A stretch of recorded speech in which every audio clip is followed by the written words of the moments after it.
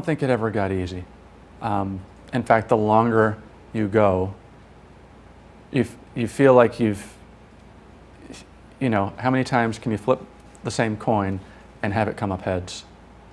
What's the likelihood that you're going to survive this next day, let alone the next round of things that you have to go through?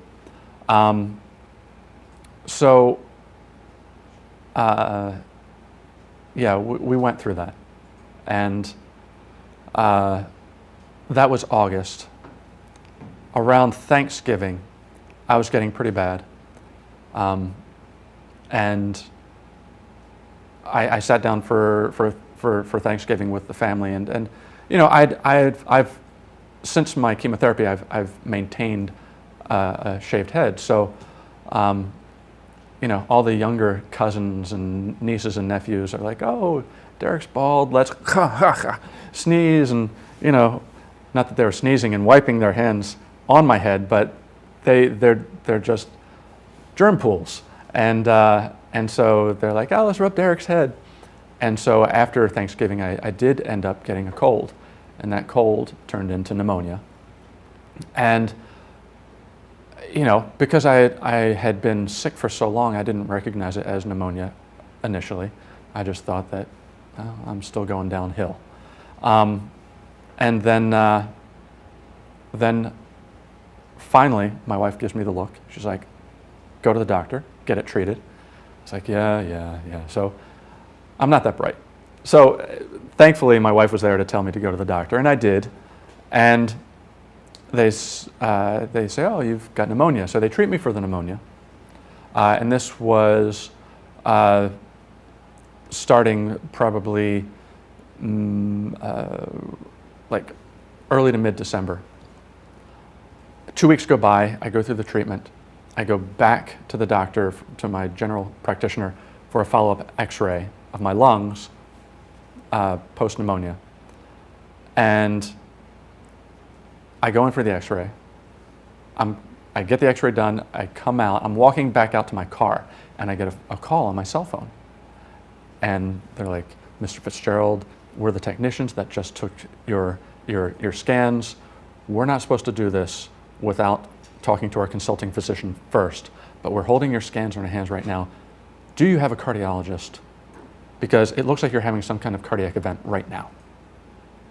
So if you don't have a cardiologist, get to the ER now." And I said, "Thank you very much."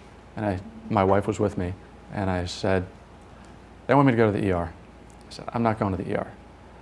I have a regularly scheduled appointment the next day with my cardiologist, and my medical history is volumes thick. So every time I go to the ER, some new doctor has to figure me out. So it's just too difficult.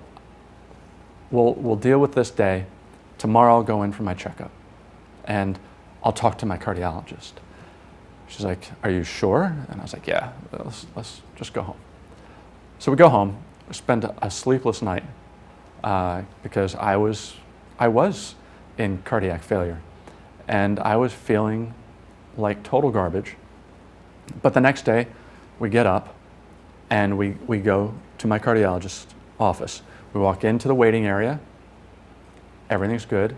They call me back to the examination room. I walk back. I sit up on the edge of the table with the piece of paper rolled over, and the nurse does her initial intake form, and then she leaves, and as probably about as soon as she closes the door, I collapse. And my wife is trying to hold me and pick me up, just keep me from falling off the table. And at that time, my doctor opens the door. He sees me, and he helps lift me up, and he gets a blood pressure cuff off the wall, and he starts trying to get a blood pressure reading on one arm, and he can't get one. Comes up with nothing. So just to make sure, he puts it on my other arm. And my head's going, my arms are flailing, and I'm like, I'm still here, And he's trying to get the blood pressure reading on the other arm, and he's like, "That's it. You're going to the hospital now. Nurse, call a helicopter, call an ambulance. He has to get to the hospital now. It's time." So I go, I get carted off to the hospital. I'm extremely out of it. They take, they do an echocardiogram when I get to the hospital and find that my ejection fraction is down to 5%. And at this point, things are bad. I sit in the waiting room, and I'm more out of it than in it. Every now and again, I have a few moments of clarity, and my family's around my bedside, and I know I'm dying, and so, you know, my head's slumped down. I can barely lift my arms anymore, and they're like, Derek, my doctors and nurses are saying, Derek, we got to keep you moving. You know, we got to try and get you walking. So they get me up, within those moments of clarity, and I could barely walk 20 feet down the corridor outside my room at the hospital. And then I just lean up against the wall, say, that's it, I'm done, I can't do it. And so they'd take me back to bed, and they'd prop me up because I couldn't breathe lying down. And then most of the time I was out of it. My family and friends would come sit by my bedside and hold my hand and cry, because I didn't know that I couldn't respond to the fact that they were in the room anymore. And at one point, you know, I had hoped that there was going to be this spontaneous regeneration of this dead and dying heart, and I wouldn't need a heart transplant, because it was terrifying. The thought of,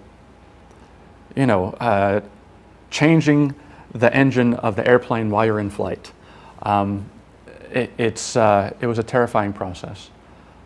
But on January 3rd, 2011, the transplant coordinator comes walking into my room. She's crying. She's like, Derek, we think we found your heart. Do you still want to go through with this? And at that point, I knew I had come to peace with all of it. And I said, I have no other shot. Let's do it. So at that point, there's this organized, chaotic dance that takes place with all the entire transplant team. People are rushing around, and everyone's preparing for the big show. They said the transplant team is flying out to the heart right now. They're checking it out to make sure that it's compatible. The initial data that's coming back right now says the heart is compatible, but they've got to check it out on site, see it with their own eyes, and examine it. And if it's good, they'll fly it back. We will not know until we actually have your chest open and the donated heart next to your chest. We won't know if it's truly compatible or not until that point. So it's very possible, Derek, that you'll go into a surgery tonight. We'll open you up, we'll take a look, and it won't be compatible.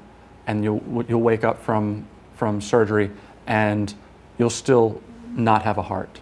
But we're going to go with the premise that you are getting a heart. And so I said, great, let's go, let's do it. Then this younger gentleman walks in with a clipboard to my room, and he says, Mr. Fitzgerald, I understand that you've elected to go through a heart transplant procedure this evening. It's like, yeah? He's like, we would like to know if you would be willing to donate your old heart to the hospital for medical testing. And I was like, well, would I normally get the heart back? Is that something you do? What do I do with my old heart? And he's like, no, you don't get it back. If you refuse this, it would be incinerated. But we would like to study it, to examine it, to see if there's something that we can learn from your old heart that would save someone else's life. And I thought, well, I know that right now, my family is crying tears of joy because I have an opportunity at life. At the same time, I know that there's another family out there that's crying tears of sorrow because someone they love has just died.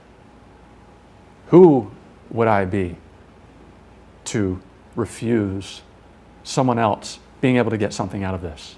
So go ahead, take it. So I signed over my old heart. And at that point, they said, expect to be in surgery tonight, probably around 10, 11 o'clock. And so that's what we did. My family gathered by my bedside, and we hung out.